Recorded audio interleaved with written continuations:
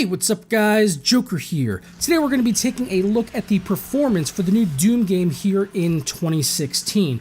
I was able to test on my main rig here with the 5820K and the GTX 980 Ti, as well as on my test rig with the i5 6600K and the GTX 970. I don't have SLI right now because I actually shipped off my second Ti, as I am eagerly awaiting the launch of the GTX 1080s here at the end of the month, so that's why I don't have SLI being tested here today. But I did test 4K, we tested ultra-wide, we tested 1440p and 1080p on the 970, not on the 980 Ti, as it's overkill really, and it was easily handling 1440p. Spoiler alert.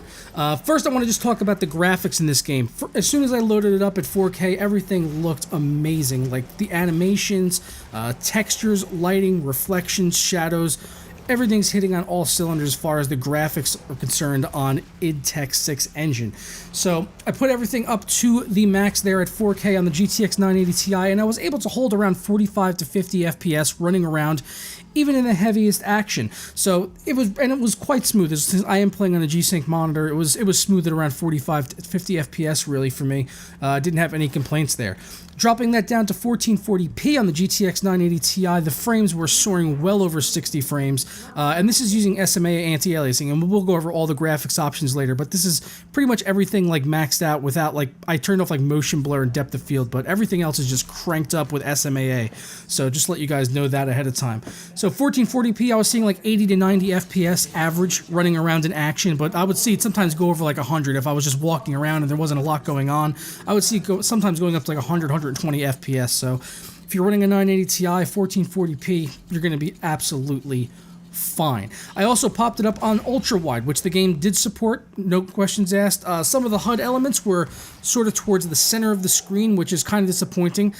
But it did support ultra-wide, you know, right out of the box. I was able to set it to 3440 by 1440. They have a drop-down menu for the different, you know, aspect ratios, 4 by 3, 16 by 10, 16 by 9, as well as 21 by 9 that I saw in there. So it had all of that support there for you. I didn't have like 2560 by 1080 enabled on this display, but I would have to assume that it's going to support the lower ultra-wide resolution as well.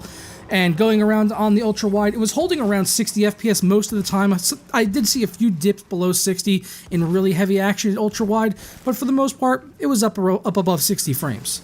Switching gears over to the GTX 970 rig, I first fired it up at 1440p because I was curious to see how it would be able to handle that higher resolution there on the more affordable option of the GTX 970, and it was able to hold over 60 frames the majority of the time, but once again, in heavy action, like we've been talking about here, we did see dips down into the 50s, but it never really broke my concentration or enjoyment of the game.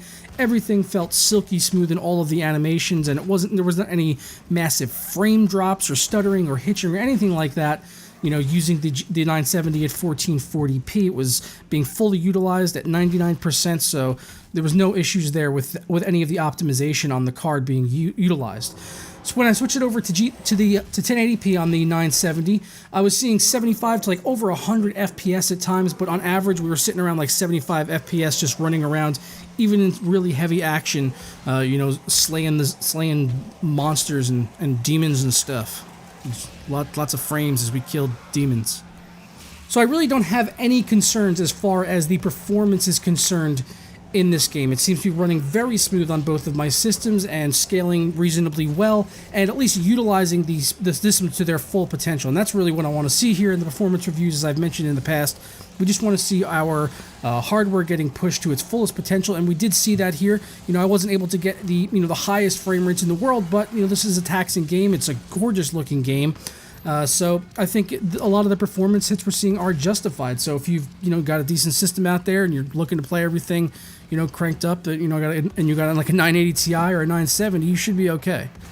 So coming over to the game options, we do have a decent amount of customization in here that I want to go over. For our crosshair style, we can change the default simple or none. If you want to completely get rid of the crosshair, you can do that. And there are a bunch of other options in here that I'm actually toying with the idea of disabling, like the glory kill highlights that tell you when you can run up to an enemy and rip him in half if you want to do that. The HUD, compass, boss health bars, interaction prompts, objective markers. You can turn these things off if you want to get a more bare bones experience and you don't want to have all of the hand holding of the game. Coming over to our key bindings, you can make your adjustments in here, but unfortunately we didn't have any secondary key bindings in here for customization. That's something I would have liked to have seen. But yeah, you know, you can customize, you can change your buttons around, so GG, I guess. For our audio, we do have different sliders for master, music, SFX, and voice volume. No different options in here for headphones and speakers. I would have liked to have seen that, but unfortunately, we didn't get it this time around. Switching over now to video, we've got our window mode. We can switch to full screen, windowed, or borderless full screen, and you can also switch between the different monitors. If you have multiple monitors set up, you can switch between them on the fly right in the menus here. For our aspect ratio, I was mentioning before, we can set this to 21:9 if you want, if you're looking to run something like a 3440 by 1440 resolution. So if that's a concern for you having ultra-wide support, no worries, it's got it. And I know I didn't mention it in the last performance review, so I'm sorry about that. I won't forget in the future. VSync, you can set this on, off, or adaptive if you want, and I didn't have any trouble with it going over 60 frames, so you can get unlocked frame rates if that's what you're after. Anti-aliasing, you can set this to FXAA, SMAA, and there's a bunch of temporal anti-aliasing options, and FXAA and SMAA with temporal anti-aliasing, so got a lot of options in here. Honestly, I've just been using SMAA, which is perfect for me, or even at 4K, I can usually turn that off entirely. Colorblind mode, they do have that. You can turn it on and off if you want. Motion blur, this is something I don't like to use, so I keep it off. And chromatic aberration, once again, that is something that I do like to turn off. Field of view goes from 90 all the way up to 130, so nice range there. 90 is usually where I like to keep it at, so it's kind of interesting. That's the bottom out point here. I don't know if this is vertical or horizontal resolution, but yeah, it's 130. That's pretty high.